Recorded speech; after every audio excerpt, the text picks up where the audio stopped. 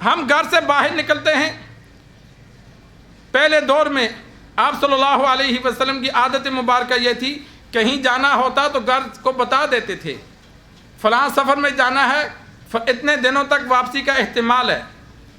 پہلے دور میں موبائل کا دور نہیں تھا تو گھر والے بھی انتظار نہیں کرتے تھے، اور جب واپس آتے تو آپ صلی اللہ علیہ وسلم صحابہ کو مدینہ میں داخل ہونے سے منع فرما دیتے۔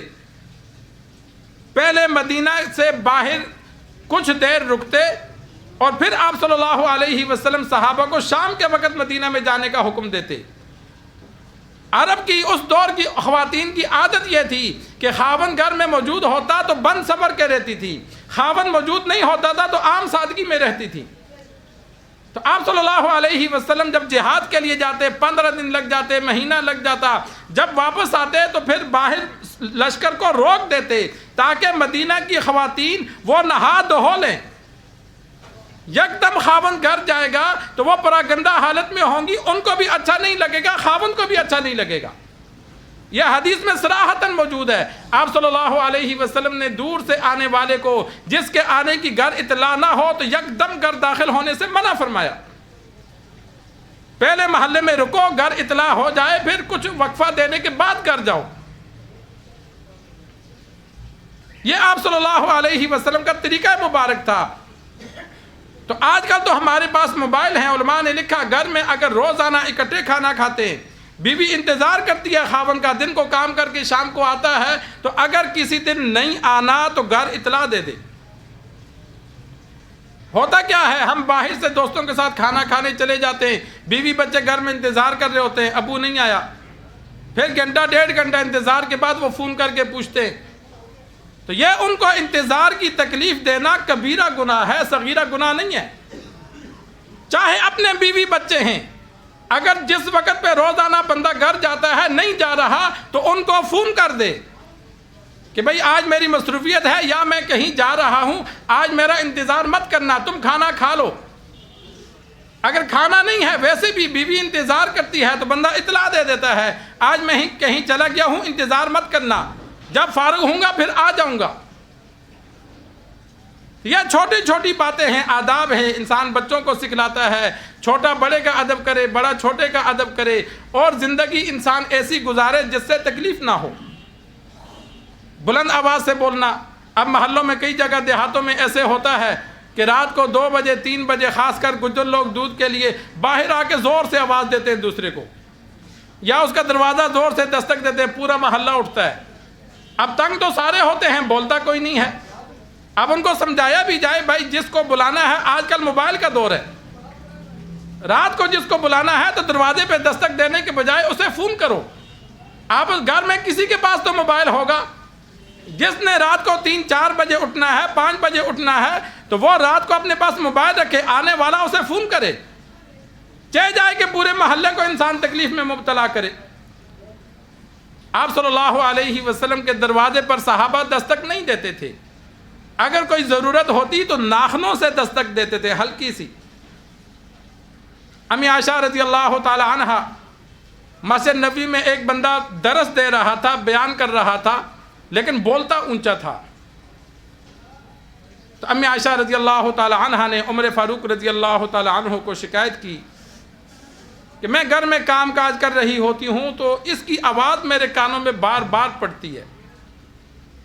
اب ایک بندہ نماز پڑھتا ہے تو دوسرا بندہ بیان کر رہا ہے اونچا اونچا، تو ظاہر بات ہے اس کی نماز میں تو خلل آئے گا، یا تلاوت کرتا ہے یا گھر کے کام کاج کرتا ہے۔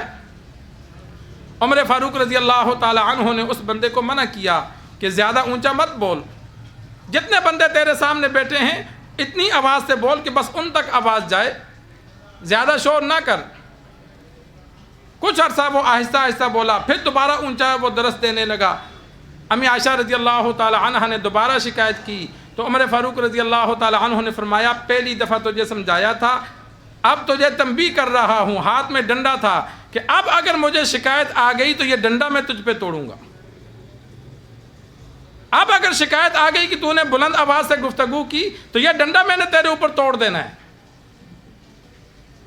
تجھے جب سمجھا دیا، قرآن مجید میں اللہ تبارک و تعالی نے فرمایا وَاغْضُضْ مِن صَوْتِكَ، اپنی آواز کو آہستہ رکھو. ان انکر الاصوات لصوت الحمیر. اللہ کے ہاں بری آواز گدھے کی آواز ہے کہ گدھا اونچا بولتا ہے. تو گفتگو میں انسان آہستگی رکھے, زیادہ چیخ کے نہ بلائے. کسی کو بلانا ہے تو پیچھے سے آواز دینے کے بجائے تھوڑا سا چل کے چلا جائے, چہ جائے کہ پورے محلے کو سنائے کہ فلاں کو بلا رہا ہے, 2 قدم چل کے اس کو جا کر بلائے. یا محفل میں گفتگو ہو رہی ہے تو زیادہ اونچا بولنے کے بجائے جتنے بندے بیٹھے ہیں اتنی آواز رکھی جائے. مساجد میں قرآن مجید کی تلاوت کی جاتی ہے, اگر کوئی بندہ نوافل پڑھ رہا ہے تو پھر بلند آواز سے تلاوت نہ کی جائے. اگر سب تلاوت کر رہے ہیں تو پھر جیسے مرضی تلاوت کرو, لیکن اگر کچھ لوگ ذکر کرتے ہیں, کچھ لوگ نوافل پڑھ رہے ہیں, تو پھر قرآن مجید بلند پڑھنا گناہ ہے. اس لیے کہ نماز پڑھنے والے کو جب تلاوت کی آواز آتی ہے تو اس کی نماز میں خلل آتا ہے. ہم وہ صحابہ تو نہیں ہیں, اولیاء اللہ تو نہیں ہیں کہ ہمارے سامنے جو کچھ مرضی ہو ہمارا دھیان نماز میں رہے. نہیں, ایک موبائل کی گھنٹی بجے گی تو ہم سب کا دھیان اس کی طرف چلا جاتا ہے. مولوی بیچارے کو 5 دفعہ بھول جاتا ہے میں پڑھ کیا رہا تھا. ہمارے خیالات یکدم دوسری طرف چلے جاتے ہیں. تو اگر تلاوت قرآن بھی بندہ بلند آواز سے مسجد میں کرتا ہے جہاں لوگ نماز پڑھ رہے ہوں, تو بلند آواز سے تلاوت کرنا بھی ثواب کے بجائے گناہ ہوگا. تو یہ سرکار دو عالم صلی اللہ علیہ وسلم نے صحابی کو فرمایا کہ سب سے کم درجے کا صدقہ یہ ہے کہ تو زندگی ایسے گزار کہ تجھ سے کسی کو تکلیف نہ پہنچے. اس احتیاط کے ساتھ ہم زندگی گزاریں گے کہ میرے کسی عمل سے, زبان سے, اعضاء سے کسی کو تکلیف نہ پہنچے. اس احتیاط پر بھی اللہ ثواب عطا فرماتے ہیں. بے فکر ہو کر زندگی گزارنا, نفع نقصان کو نہ دیکھنا, وہ گناہ ہے. احتیاط کے ساتھ زندگی گزارنا کہ میرے کسی عمل سے دوسرے کو تکلیف نہ ہو, اس پر اللہ اجر عطا فرماتے ہیں. اللہ سے دعا ہے جو کہا سنا اللہ ہم سب کو سمجھ کر عمل کرنے کی توفیق